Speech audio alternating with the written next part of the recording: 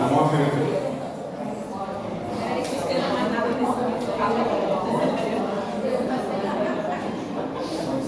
Si consiguieron entender, chicos, este resumen que preparamos acá, van a ver que prácticamente el 80-70% de la clase ya estaría resumida en esta diapositiva.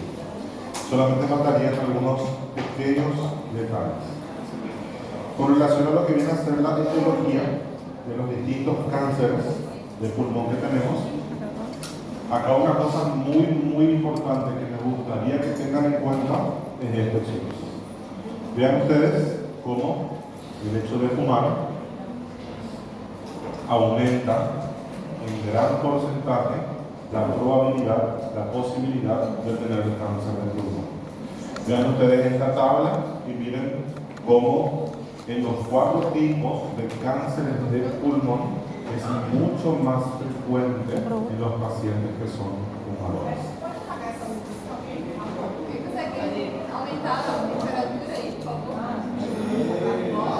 Bien. Chicos, me gustaría que sepan que existe también un gran factor genético que se va a estar relacionando con el cáncer del pulmón. Esto quiere decir, no todas las personas que fuman van a desarrollar cáncer de pulmón. Existen personas que fuman 2-3 cajetillas de cigarrillos por día y hace 40, 50 años que fuman y no desarrollan cáncer de pulmón. Y existen pacientes que fuman una cajetilla de cigarrillo por día, 3-4 años ya desarrollan lo que viene a ser el cáncer de pulmón. Entonces, existe, sí, chicos, una gran carga genética relacionada a lo que viene a ser el cáncer de pulmón. Vemos nosotros que dentro de los factores de riesgo, el principal factor de riesgo que nosotros tenemos es el tabaquismo. Y en nuestros medios, chicos, en Paraguay, un factor de riesgo que todavía es prevalente viene a ser el hecho de cocinar a leña. Solemos recibir varios pacientes de tercera edad que nos mencionan que desde muy jóvenes cocinan a leña, ya tienen ese hábito de cocinar a leña y que lo continúan haciendo. Entonces tienen un mayor riesgo de desarrollar tanto cáncer de pulmón como también EPOC. Entonces las principales causas de EPOC también están relacionadas a lo que viene a ser el cáncer de pulmón. Después de desarrollar el contenido de cáncer de pulmón, hoy tenemos que ver todavía el broncoembolismo pulmonar. La próxima clase vamos a estar viendo ya las neumonías, creo. Después vamos a ver derrame pleural y después vamos a ver las patologías ocupacionales. Entre las patologías ocupacionales tenemos la asbestosis. Entonces, los pacientes que están en contacto con el asbesto. Vamos a estudiar un grupo de patologías que son patologías ocupacionales.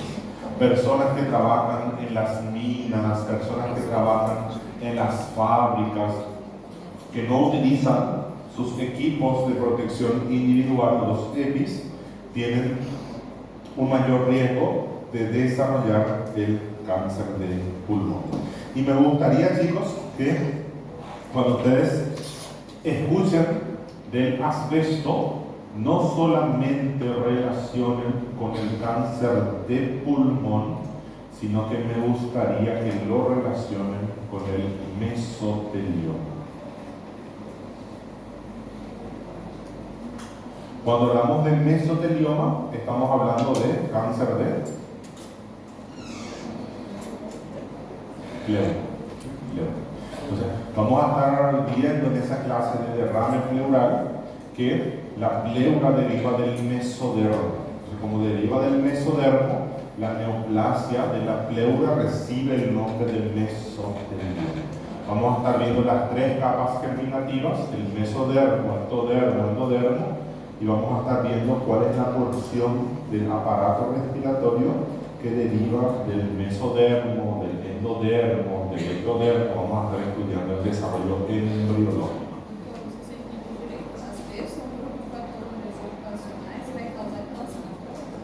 En realidad, el asbesto es una sustancia que existen personas que tienen un mayor contacto con el asbesto. Entonces, la patología se llama asbestosis.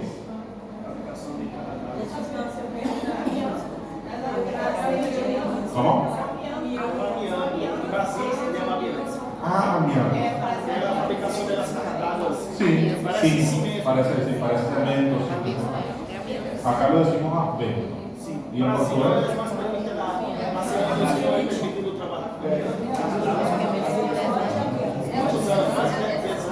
Acá se continúa. Apenas las cartadas de aquelas No sabía. solamente las casas Tienen todavía. Entonces, esto vamos a estudiar, chicos, en patologías ocupacionales.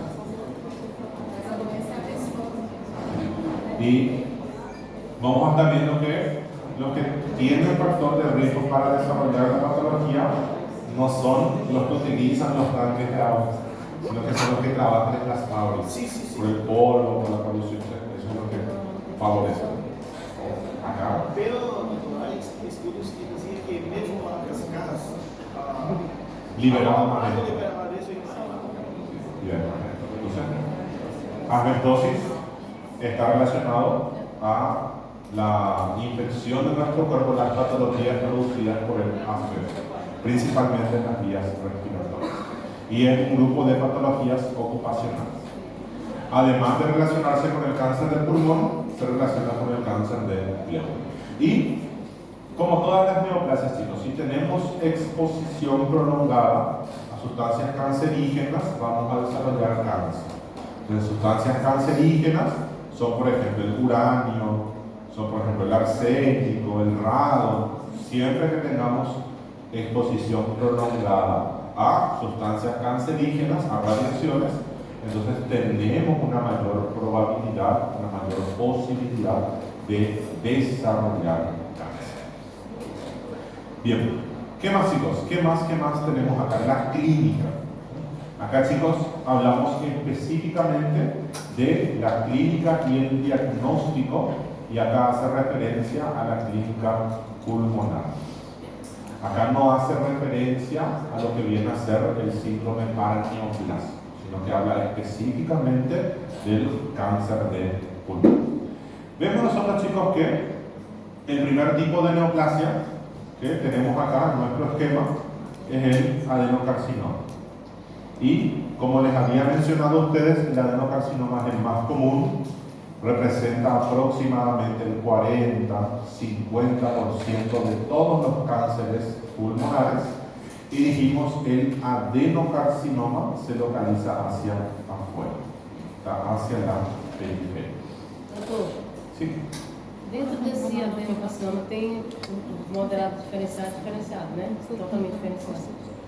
Bueno, entonces vamos a estar estudiando, chicos, que las neoplasias, para ser consideradas como benignas y malignas,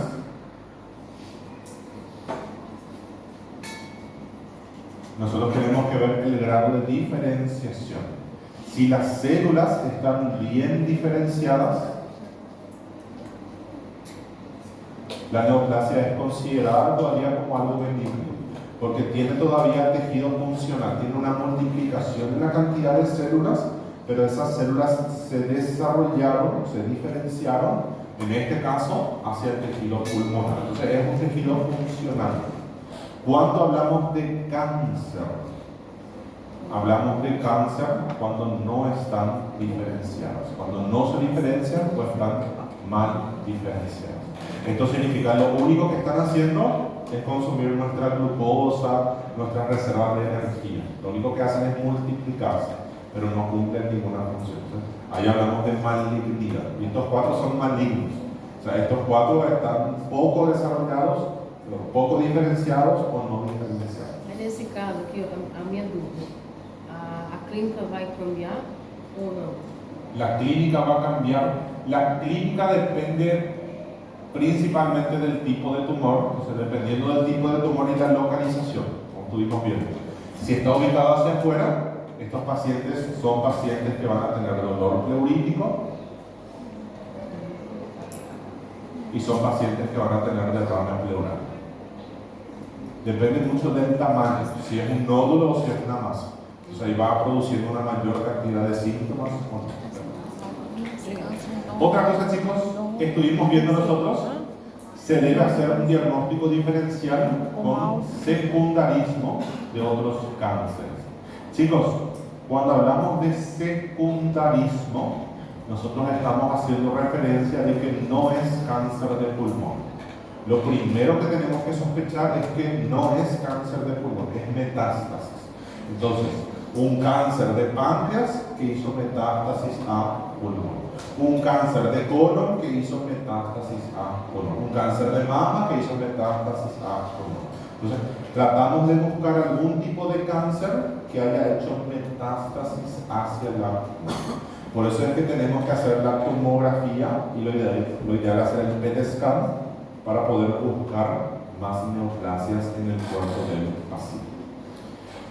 Otra cosa muy importante, chicos, siempre que nosotros encontremos un nódulo pulmonar solitario, lo primero que nosotros debemos de pensar es en el adenocarcinoma. Entonces, siempre que nosotros encontremos un único nódulo, una única lesión, una única mancha en el pulmón, que tenga un tamaño menor a 3 centímetros, debemos de sospechar en el adenocarcinoma. Entonces, una de las características es eso, suele ser un único nódulo. Entonces, este es el adenocarcinoma. Después del adenocarcinoma, chicos, nosotros estuvimos estudiando las células escamosas. Yo les puse a ustedes con otro nombre, como carcinoma epidermoide, o lo pueden llamar carcinoma espinocelular, no hay ningún problema, ¿sí? Entonces son células escamosas. Dijimos nosotros, el carcinoma epidermoide comienza con C de centro, está hacia el mediastino. Había preguntado la compañera por qué está ubicado hacia el mediastino, porque comienza a partir de una metaplasia del epitelio bronquial. Entonces vemos nosotros, el carcinoma epidermoide se caracteriza por originarse a base de una metaplasia del epitelio bronquial.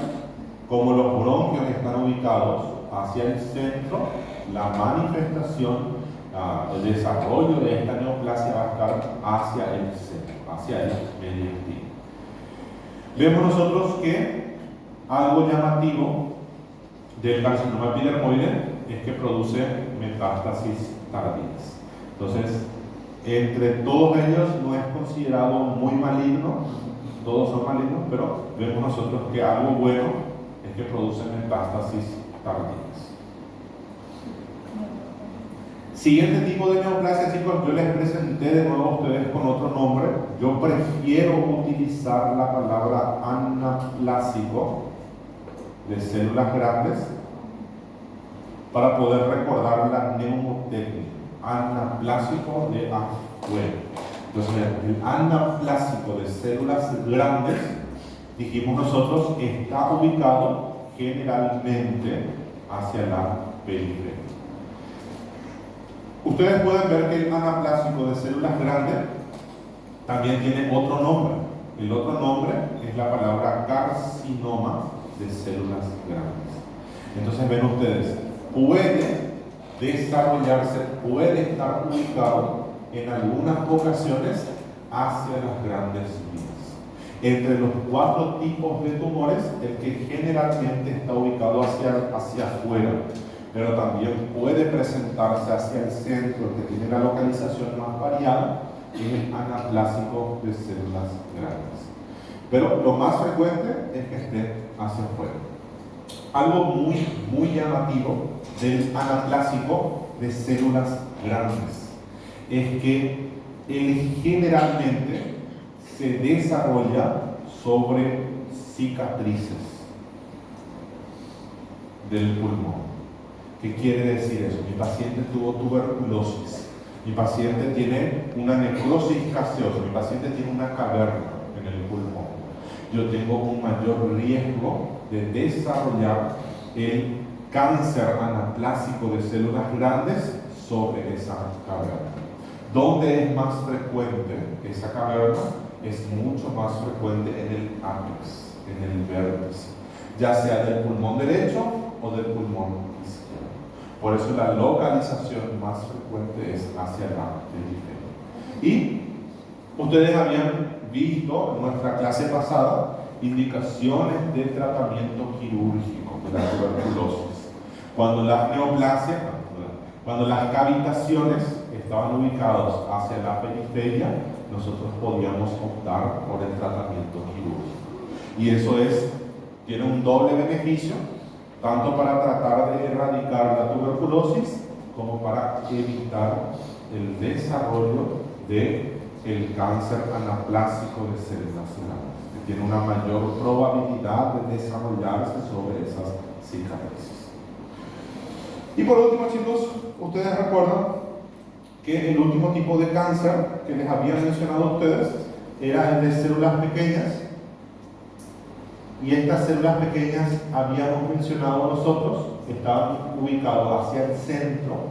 Entonces comienza en la submucosa bronquial, por eso están ubicados más hacia el centro. Dijimos nosotros, se caracterizan por hacer una metástasis rápida, y entre todos los tipos de cánceres de pulmón, este es el peor, es el más maligno de todos. La gran mayoría de las veces, cuando llegamos al diagnóstico, lastimosamente ya está. Entonces, ven ustedes acá, todo esto, todo lo que está escrito acá, nosotros ya habíamos explicado en nuestra diapositiva anterior. Ahora sí, algo que todavía no les explicamos a ustedes es el síndrome paraneoplásico. Quiero que sepan que los 4 tipos de cánceres de pulmón producen síndrome paraneoplásico. Y vamos a estar hablando de cada uno de ellos. Vamos a comenzar hablando sobre el adenocarcinoma. Chicos, en el adenocarcinoma, yo les puse a ustedes esta imagen. Fíjense ustedes, miren, una única lesión dentro del pulmón con un tamaño menor a 3 centímetros probablemente. Entonces ven ustedes lo que se conoce como nódulo pulmonar solitario. Pregunta para ustedes, chicos, la localización más frecuente del adenocarcinoma es hacia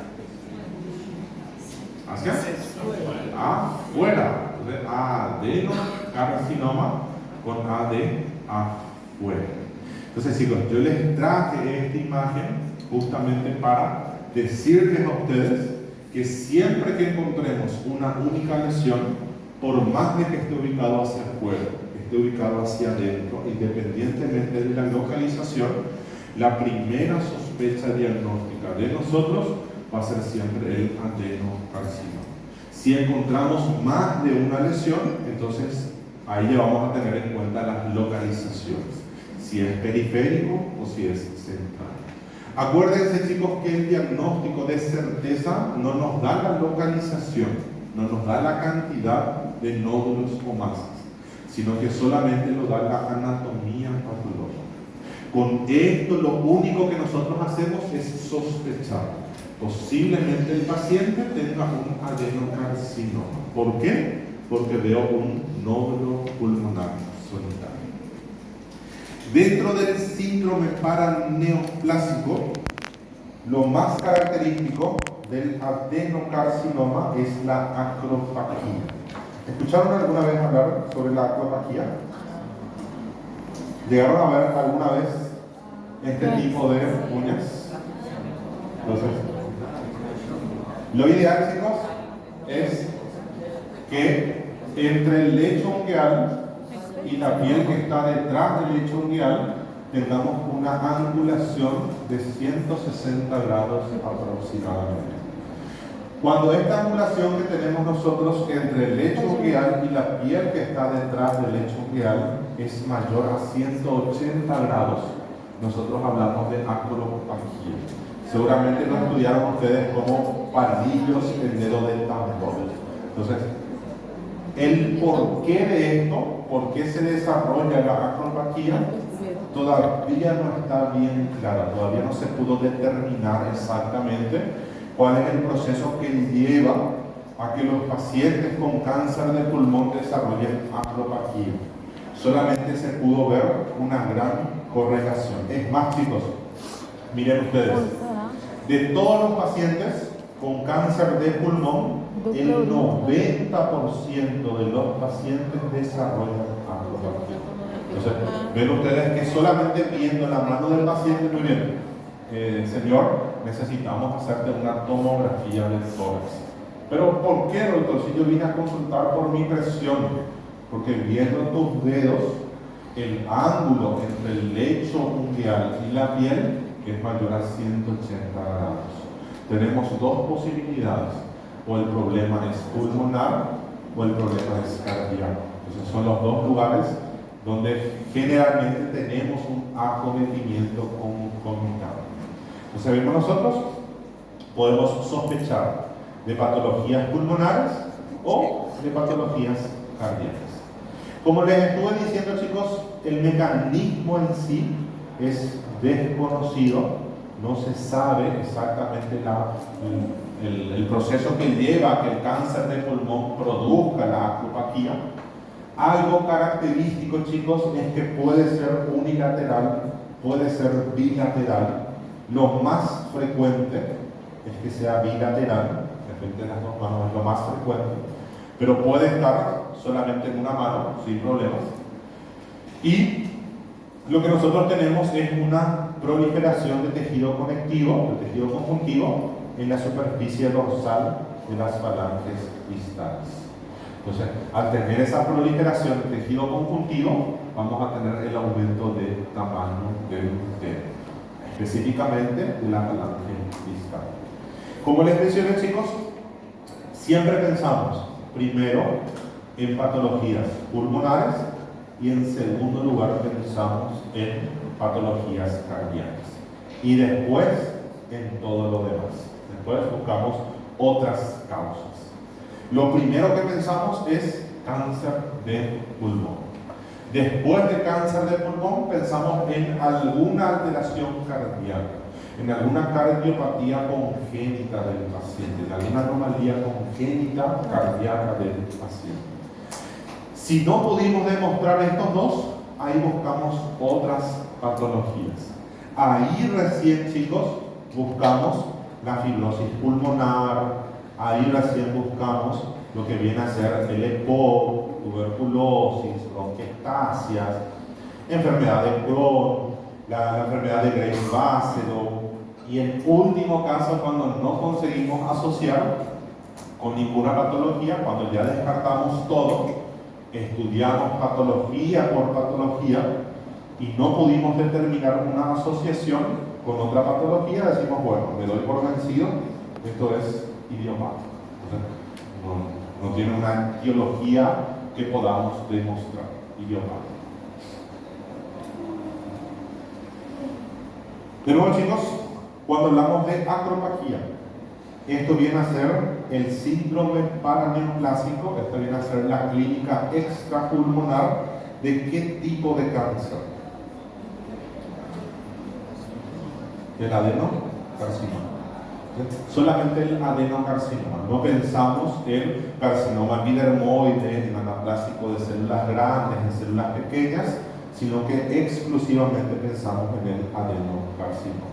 Entonces acá, chicos, les pongo también a ustedes acropaquía.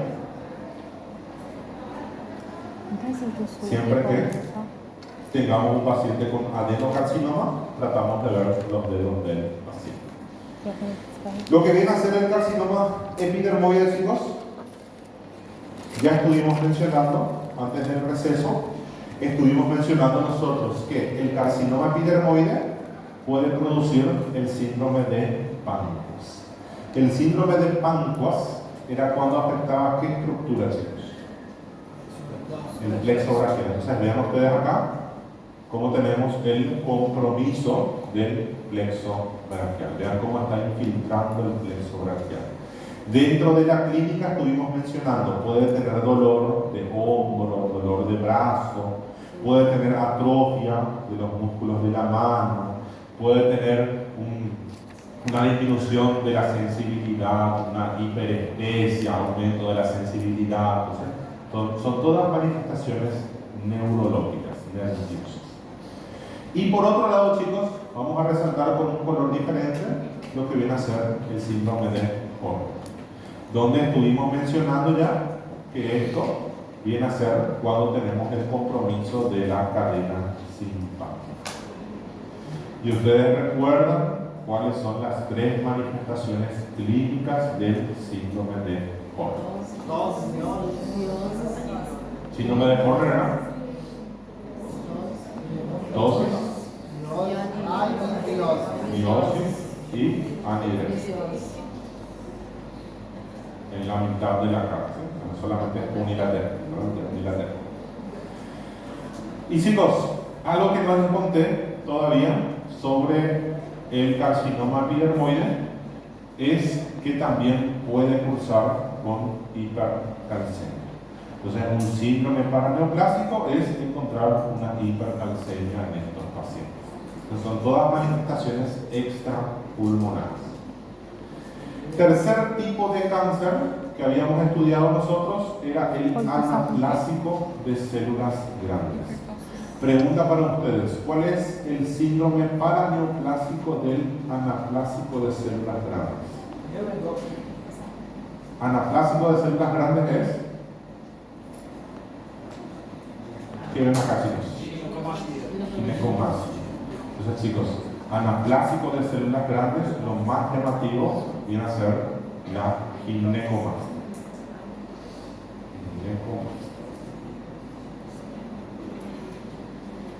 Y por último, chicos, vean ustedes lo que vienen a ser las células pequeñas. ¿Por qué las células pequeñas son conocidas como las reinas del paraneoplásico? Bien, producen manifestaciones endocrinológicas, neurológicas, hematológicas, reumatológicas. Entonces, producen una gran cantidad de manifestaciones extrapulmonares. Puede producir, chicos, el síndrome de la secreción inapropiada de la hormona antidiurética.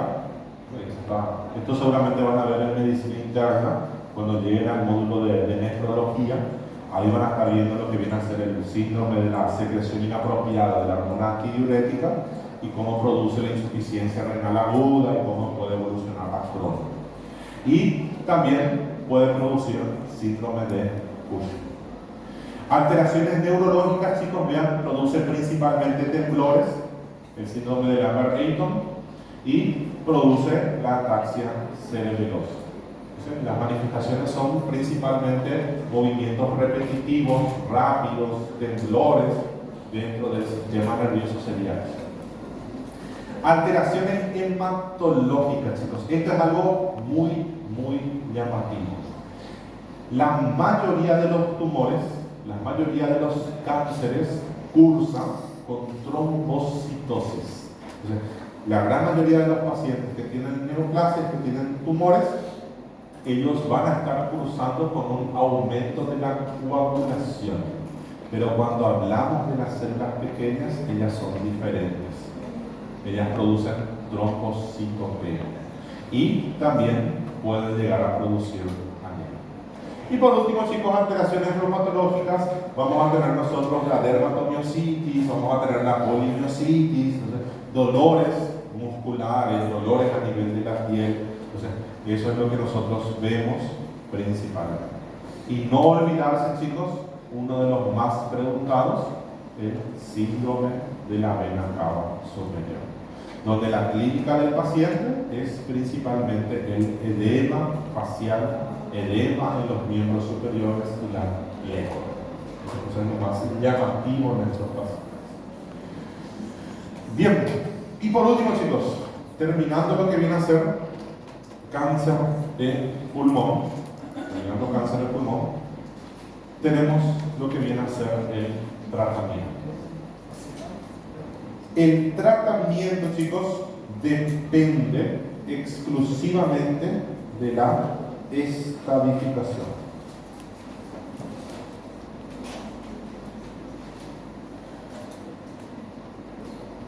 Entonces, lo que tenemos que hacer es estadificar a nuestro paciente.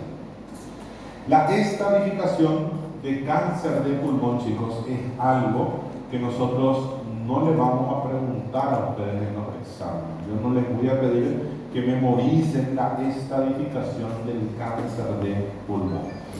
¿Por qué no le pedimos que memoricen la estadificación de cáncer de pulmón? Porque el cáncer de pulmón, su estadificación, constantemente se actualiza. Posiblemente cuando ustedes ingresen al internado rotatorio el próximo año, cuando lleguen al décimo, posiblemente cambie la estadificación. Cuando lleguen al internado o cuando finalicen el internado, posiblemente cambie la estadificación. Como constantemente cambia la estadificación, creo que no es conveniente que ustedes aprendan de memoria. Pero sí me gustaría que sepan el manejo. El manejo, chicos, el tratamiento puede ser un tratamiento quirúrgico y en ocasiones vamos a tener tratamiento neoadyuvante o adyuvante con quimioterapia, radioterapia e inmunoterapia. Quiero que sepan, chicos, los pacientes que están dentro del estadio 1, ellos van a beneficiarse muchísimo con el tratamiento quirúrgico. Los pacientes que están en el estadio 2 y 3, ellos van a beneficiarse muchísimo con el tratamiento quirúrgico más quimioterapia, radioterapia, inmunoterapia, ese tratamiento adyuvante. Superior.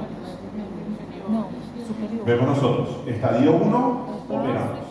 Estadio 2, estadio 3, operamos. Y además de operar, le hacemos al paciente la quimioterapia, la radioterapia o la inmunoterapia. Y los pacientes que están en estadio 4, los tratamientos son tratamientos solamente paliativos. Lo que tratamos de darle al paciente es una mejor calidad de vida. Entonces, estadio 4, tratamiento paliativo. Darle al paciente una mejor calidad de vida. Eso es lo que hacemos en estos pacientes. Entonces, ven, chicos, el manejo, el tratamiento depende específicamente de lo que viene a ser la estratificación. Imagínense ustedes, chicos, un paciente que esté en el estadio 1. Dentro del tratamiento quirúrgico tenemos tres posibilidades. Podemos hacer una resección en cuña, podemos hacer una lobectomía y podemos hacer una neumonectomía. ¿Qué significa la resección en cuña? La resección en cuña es ver dónde está localizado el tumor y tratar de resecar solamente esa porción. Tratar de resecar solamente un segmento pulmonar. Acá no sacamos un lóbulo, sino que sacamos un único segmento. En la lobectomía, como su nombre lo indica, sacamos un lóbulo entero, y en la neumonectomía sacamos un pulmón entero. Entre estas tres técnicas, chicos, ¿qué es lo más frecuente? ¿Qué es lo mejor que le podemos ofrecer al paciente? Si es posible, chicos, en el caso de que sea posible, lo mejor para ofrecerle al paciente es la lobectomía, tratar de sacar todo un lóbulo.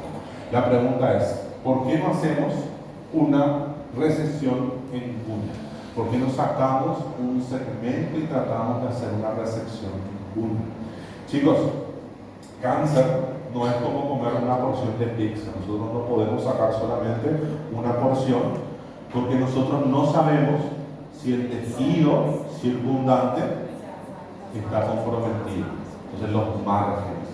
Por eso, chicos, lo más seguro para nosotros dentro del cáncer de pulmón es hacer una lobectomía.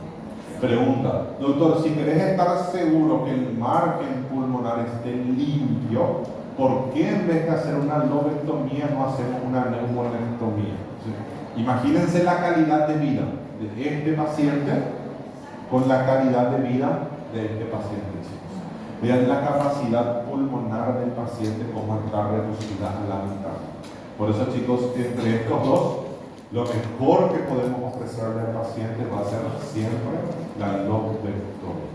Doctor, el cáncer está en la fisura oblicua o en la fisura horizontal, está abarcando dos lóbulos.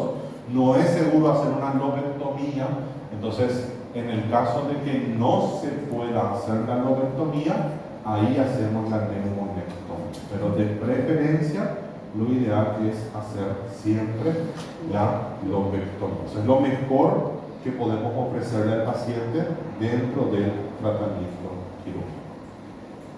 Y terminamos, chicos, nuestro contenido, nuestra clase de cáncer de pulmón, hablando específicamente del nódulo pulmonar.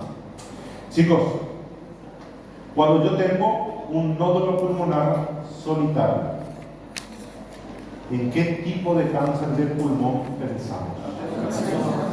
En el adenocarcinoma.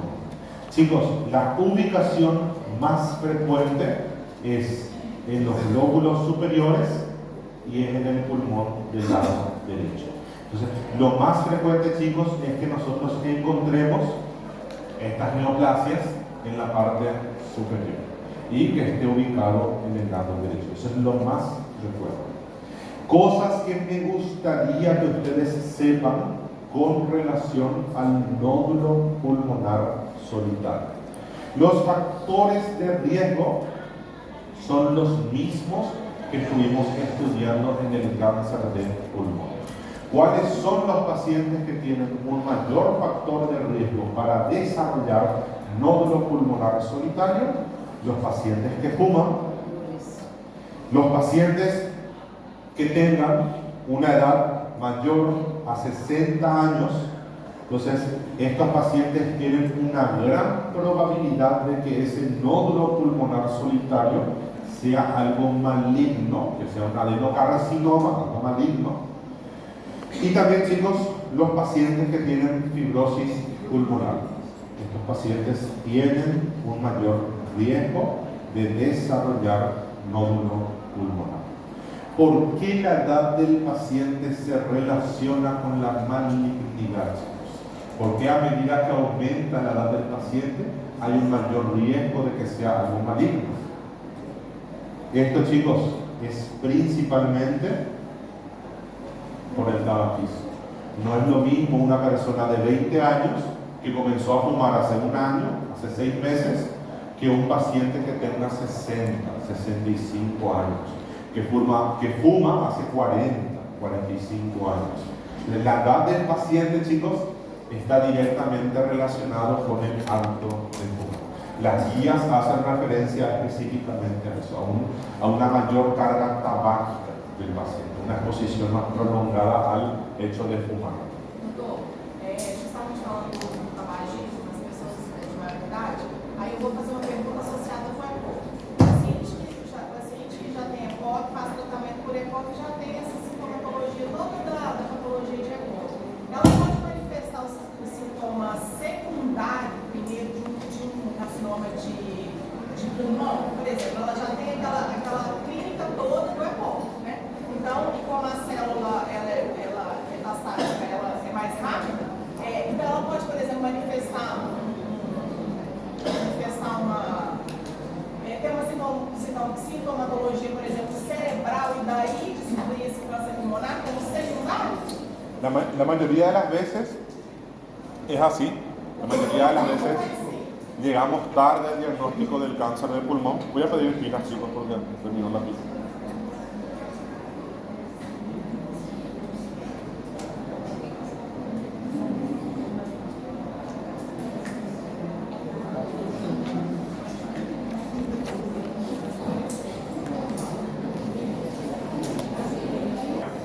La mayoría de las veces, cuando nosotros llegamos al diagnóstico, lastimosamente ya hizo metástasis en cerebro, ya hizo metástasis en algún otro órgano. La clínica, como estamos viendo, es muy parecida a la del EPOC, es muy parecida a la de la tuberculosis. Entonces, ¿qué tiene nuestro paciente? Nuestro paciente, cuando está ubicado hacia el centro, células pequeñas, carcinoma epidermoide, tiene tos con expectoración y tiene disnea. ¿Cómo diferenciamos esto con el EPOC? Estos pacientes tienen pérdida de peso y también tienen fiebre con predominio nocturno. Entonces ahí tiene la duda, ¿es EPOC o es tuberculosis? Siempre debemos de sospechar de cáncer de pulmón. Bien, ¿qué más, chicos? ¿Qué más?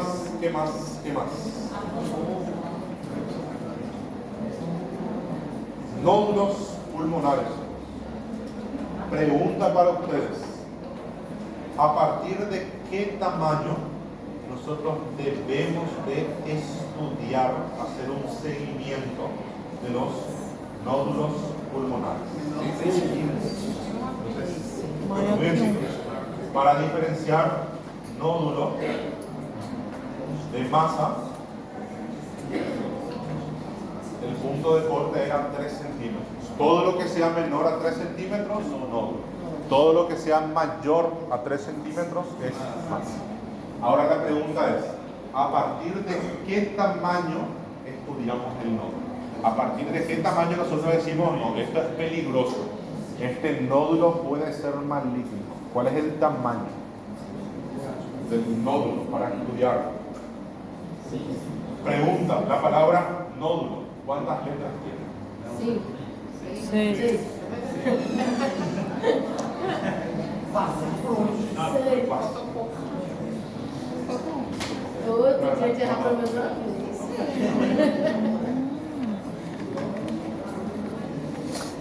Desculpa. Eu tô pegando o bicho.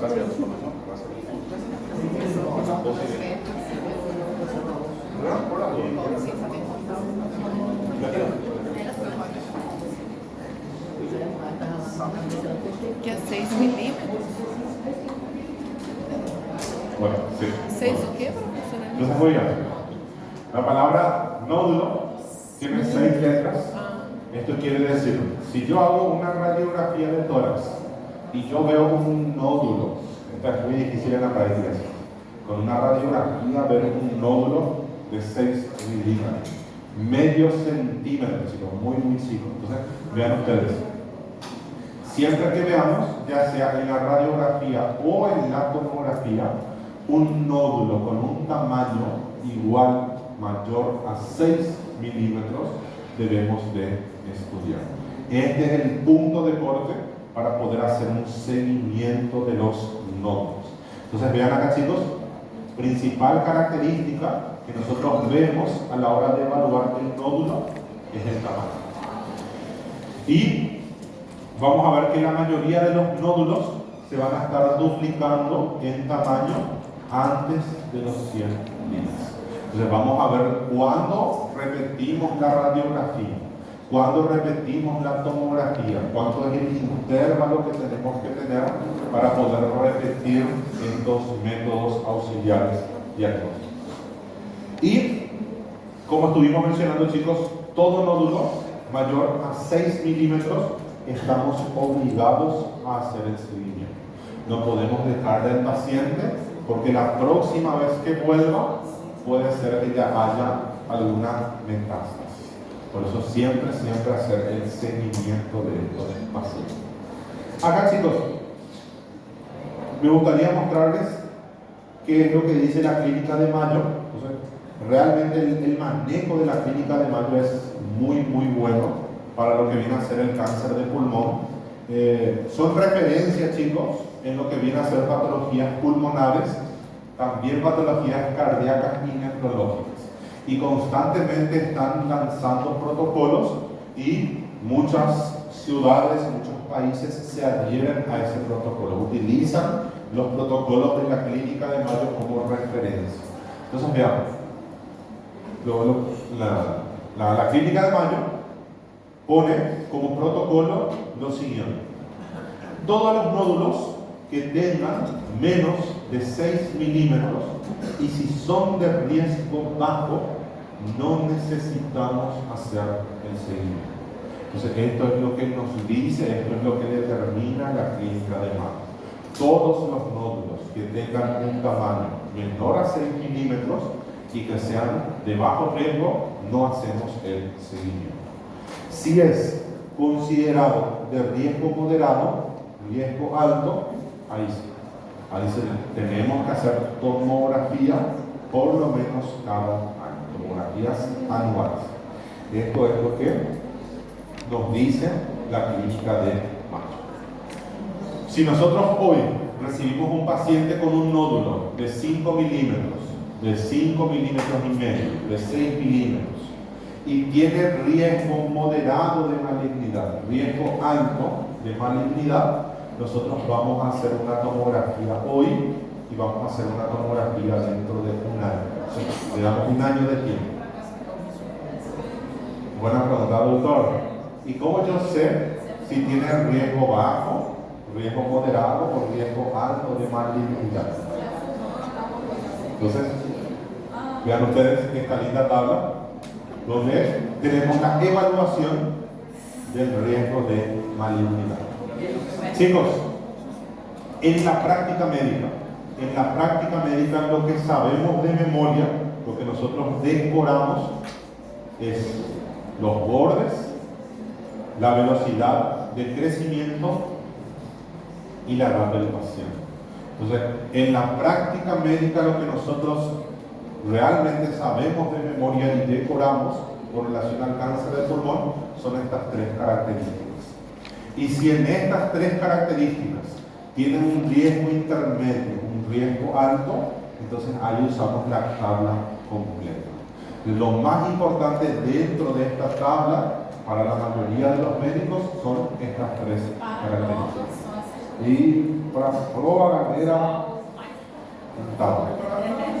Só as 3, né? O que significa essa Ainda você já aba? ¿Vamos? Ficar em copa. Muy bien, muy bien. Já percebi. Ya se dieron cuenta. A lineação é ficar em O senhor prova. vai colocar essa tabela na prova. Sim. Cuando encuentran esta, A famosa bomba da paz. es porque realmente es algo importante, chicos. Donde encuentran esa águila, Sim, já percebemos. ahí no todo, porque es importante.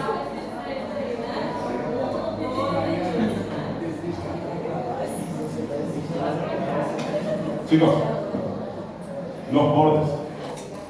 Los bordes, esto es algo prácticamente que se aplica para la mayoría de las neoplasias.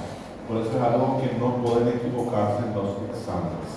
Siempre que ustedes vean una neoplasia y ustedes evalúan que esa neoplasia tiene bordes regulares, bordes lisos, entonces decimos, bueno, por las características del borde, tiene bajo riesgo de malignidad.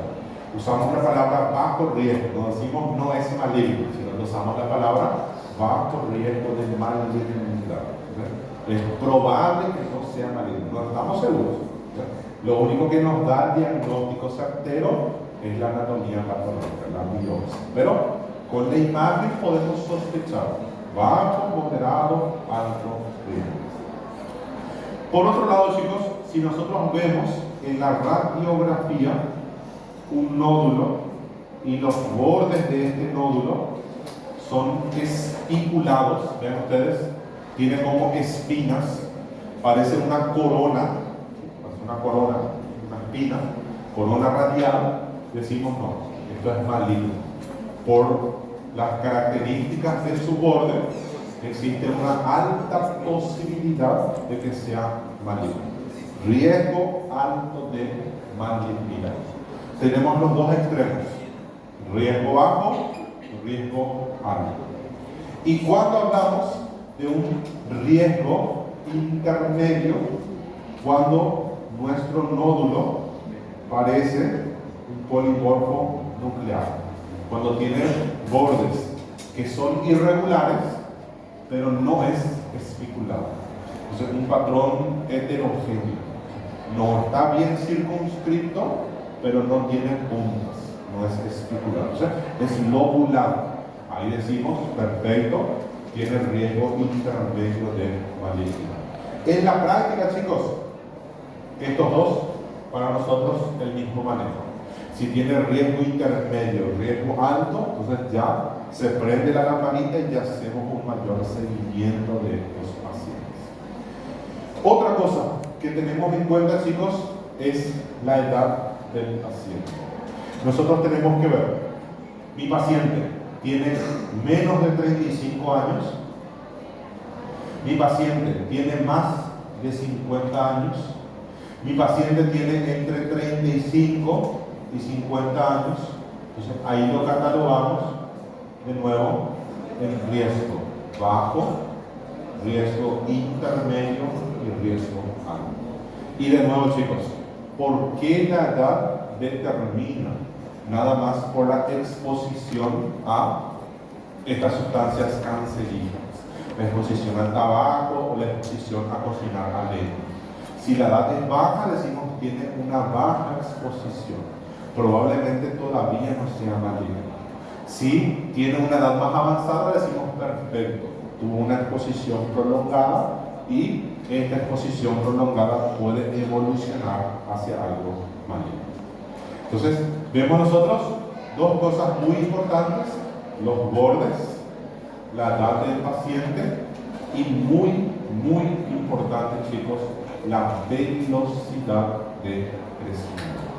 Entonces, chicos, con relación a la velocidad de crecimiento, los que son considerados de riesgo bajo tienen dos patrones. ¿Qué quiere decir esto, chicos? Las células aumentan mucho de tamaño en solamente 3 semanas.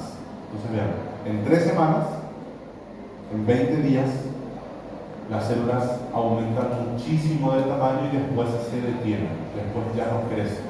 Entonces decimos, perfecto, esto es un patrón benigno. Esto tiene una baja probabilidad de ser maligno. O otro comportamiento es que el nódulo se mantenga con el mismo tamaño durante 2 años y después del segundo año comienza a crecer. Entonces, cuando comienza a crecer después del segundo año, decimos perfecto, esto es algo benigno. Nuestro miedo, nuestro temor es cuando está en este intervalo. Cuando comienza a crecer, a multiplicarse, después de las 3 semanas, se multiplica, crece hasta el segundo año. Muchos no sobreviven hasta el segundo año, pero hasta que llegue al segundo año tiene un patrón de crecimiento y después va a crecer. Estas son las características de el que tiene alto riesgo. Y la edad, ya mencionamos, menor a 35, 35 a 50 y mayor a 50. Bajo riesgo. Muy bien, chicos. Tenemos dos patrones considerados como bajo riesgo. Entonces, un patrón, chicos, es: yo estoy viendo dentro de la radiografía de tórax un nódulo que tiene un tamaño de 5.5 milímetros. Yo le digo al paciente, muy bien, encontramos un pequeño nódulo y me gustaría estudiarlo un poco mejor. Quiero volver a repetir tu radiografía de tórax dentro de 2 semanas. Entonces, pasaron 2 semanas, 14 días, o para dejarlo fácil para ustedes, vamos a ponerlo 3 semanas, ahí no se van a confundir. 3 semanas, 20 días. Pasaron 20 días, chicos, 3 semanas, ustedes repitieron la radiografía de tórax y dentro de la radiografía de tórax ustedes vieron el tamaño se duplicó. Ahora ya no tiene 5.5 milímetros, sino que ahora tiene 1.1 centímetros. El tamaño está en el doble. Para la mayoría de los cánceres, para la mayoría de los tumores, esto es un criterio de malignidad. Para otros tumores que no sean del pulmón, si crece demasiado rápido, ustedes consideran como algo maligno. Pero dentro del pulmón van a ver que esto es un patrón benigno. Nosotros le decimos, muy bien, señor, no te preocupes, el nódulo creció. Para estar seguro, necesito que vuelvas a hacerte más una radiografía, más una tomografía dentro de 20 días. Ustedes repiten la radiografía, la tomografía, y en esos 20 días el nódulo ya no creció. El nódulo continúa con el mismo tamaño, 1.1 centímetros. Entonces decimos, perfecto, esto es considerado como un patrón benigno, un bajo riesgo de malignidad, porque se multiplicó demasiado rápido al inicio, pero después frenó.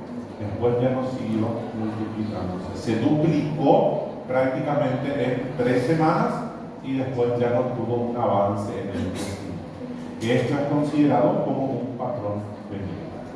Otra posibilidad, chicos, es la siguiente. Ustedes le hicieron la radiografía de tórax al paciente, tenía su nódulo de 5.5 milímetros y ustedes le dicen, bueno, señor, vamos a esperar 20 días y vamos a repetir tu radiografía de tórax, vamos a repetir tu tomografía. Le hicieron la radiografía de tórax, la tomografía de tórax y de nuevo 5.5 milímetros. Le dicen, bueno, no creció en este tiempo, ahora tengo miedo, ahora es donde comienzo a preocuparme porque posiblemente presente un patrón maligno. Vamos a volver a repetir tu tomografía. Ahí ya depende mucho, chicos, del tamaño inicial del nódulo y también depende mucho de si era de bajo riesgo, moderado, alto riesgo. Supongamos que era de moderado riesgo, chicos, le decimos perfecto, dentro de un año vamos a repetir la tomografía. Dentro de un año ustedes repiten la tomografía, continúa con el mismo tamaño. Entonces vean acá, 5.5 milímetros. Perfecto, señor. Estamos yendo por un buen camino. Vamos a volver a repetir la tomografía dentro de un año. Dentro de un año ustedes le repiten la tomografía y ustedes ven, continúa con el mismo tamaño. Continúa con 5.5